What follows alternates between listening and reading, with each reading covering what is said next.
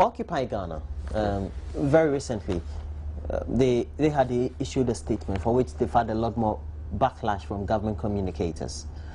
They were saying, as far as they were concerned, the Auditor General needed to make sure it exercised the various powers inherent in the law, or the regulations as we have them in our country, to be able to retrieve whatever monies that are lost, that they know are retrievable. And, for example, if they have to issue surcharge letters, all these and the contents need to be made public. Well, I could not have agreed more with Occupy Ghana when they state this position. Still on laws to the nation, we're still on such discussion. The Auditor General report is to reveal, you know, happenings in our financial sector, public financial sector, as it were. That is the bane of it.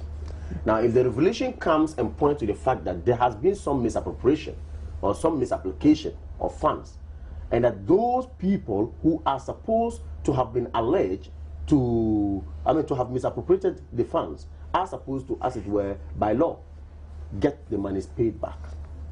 And there's a process or a procedure in achieving this, and it's not followed.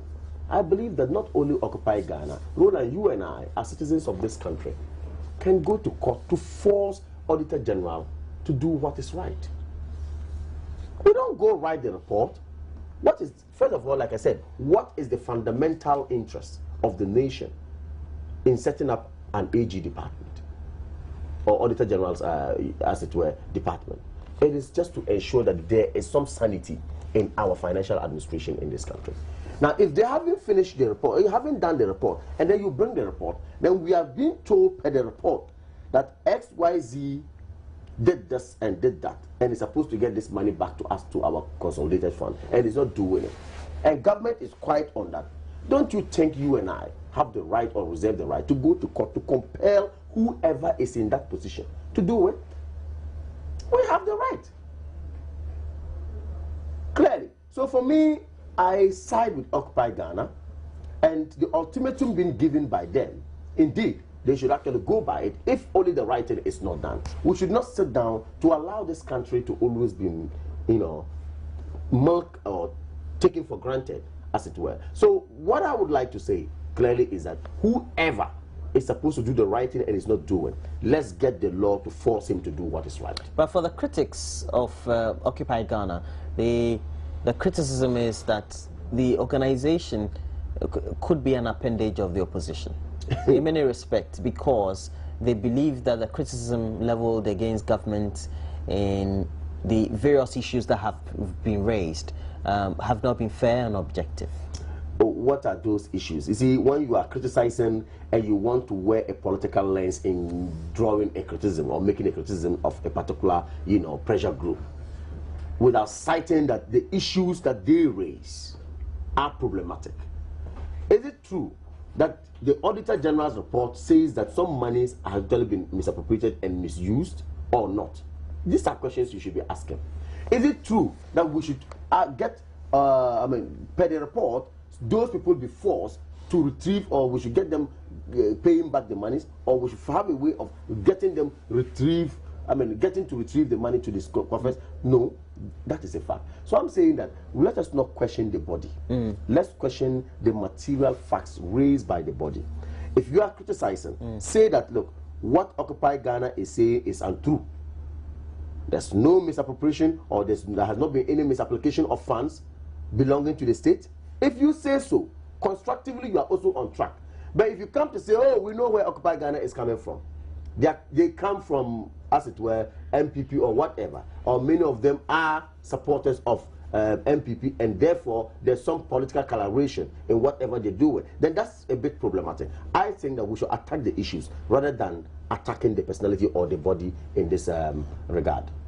Do we take them for who they are, a congregation of middle-class people who really have concerns about, well, perhaps governance as well as governance structures and daily administration of the country, and perceived malfeasance that may said to have been reported or purported or perceived to be happening in government circles, or even in the public? Well, governance is a very complicated area, and I believe that without knowledge of it, it will be very difficult for one to criticize constructively.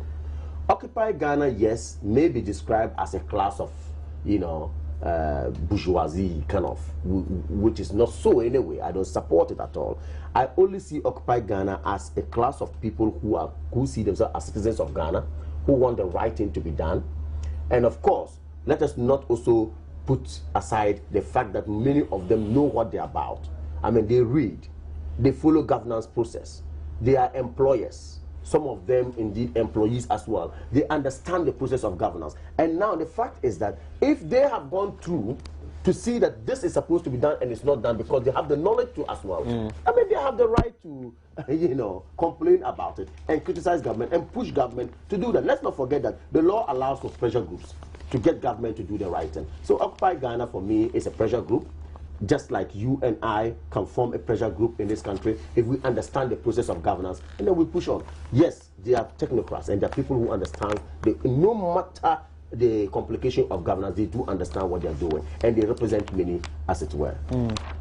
How do we make sure that the concerns that are raised by a pressure group like Occupy Ghana is accepted in the form that it needs to be accepted, holistically and devoid of whatever partisan considerations or not infiltrated with subjective interpretations? Roland, I did mention this earlier on. Let's look at the issues being raised and not look at the personalities who are raising the issues.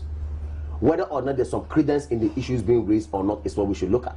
If they're talking about monies that has been monies belonging to the state that has been used, okay, not rightly, let's look at it. Whether or not there's money that has been used not rightly, then we all understand. Now, to get people to understand, if back to your question, to get people to understand what Occupy Ghana is doing, let's break down the issues to the barest minimum so that the commoner also down there would understand the operations of Occupy Ghana. But I think that Occupy Ghana is just like you and I, coming out to say that, look, economy is not going on well. Corruption is here and there. Let's talk against it. Let's do something against this particular menace. Then we move on. So by and large, what I want to say is that they represent many. And of course, they are doing what is right. Because no one has come to criticize the issues or to say that what they are saying is untruth or is true. So it's the issue that actually matters anyway.